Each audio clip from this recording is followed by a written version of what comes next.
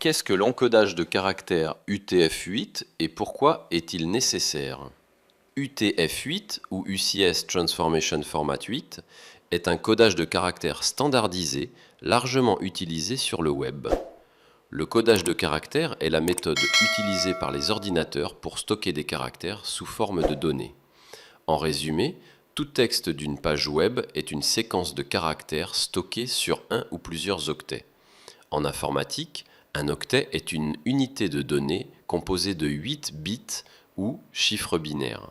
UTF-8 prend en charge tous les caractères du jeu de caractères Unicode, y compris les caractères et symboles de tous les systèmes d'écriture, langues et symboles techniques.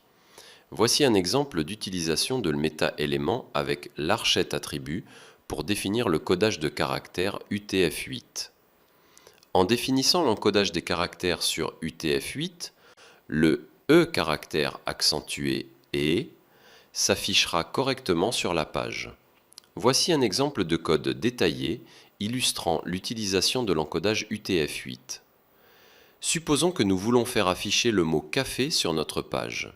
Alors on va utiliser notre balise WAD comme on en a l'air, qui permet d'afficher des paragraphes de texte sur le navigateur. Ne vous inquiétez pas, vous aurez une explication sur les balises HTML et comment les utiliser. INJEPA en ONOL le montrant. Dans notre balise, on écrit café et prévisualise sur le navigateur.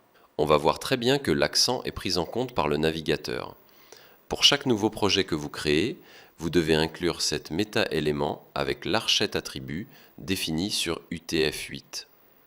Quel est le rôle de l'élément link dans HTML et comment peut-il être utilisé pour créer un lien vers des feuilles de style externes? Apprenons à connaître link élément et comment l'utiliser pour créer un lien vers des feuilles de style externes.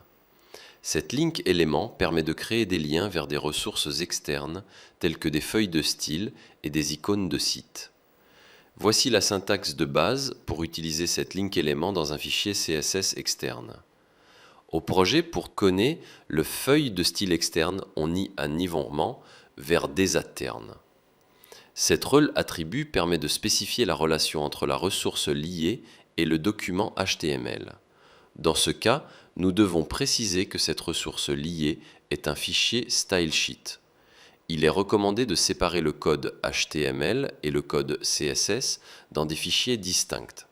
Les développeurs utiliseront link élément pour leur fichier CSS externe au lieu d'écrire le tout dans le document HTML. Oni elle est des châches per leur les part autrement disantes, c'est les plus et dérogés et la vidéo.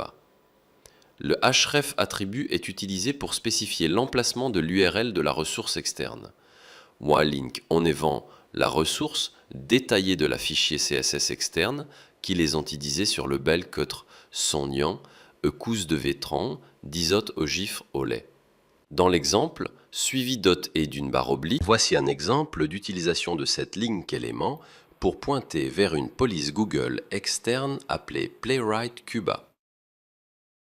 Les polices Google sont un ensemble de polices personnalisées, gratuites et open source, utilisables dans n'importe quel projet. Vous pouvez choisir les polices que vous souhaitez utiliser et Google vous fournira le code HTML et CSS nécessaire.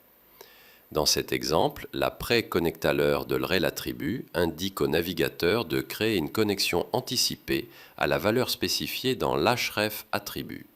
Ceci permet d'accélérer le chargement de ces ressources externes. Un autre cas d'utilisation courant de cette link élément est la création de liens vers des icônes. Voici un exemple de lien vers une favicon.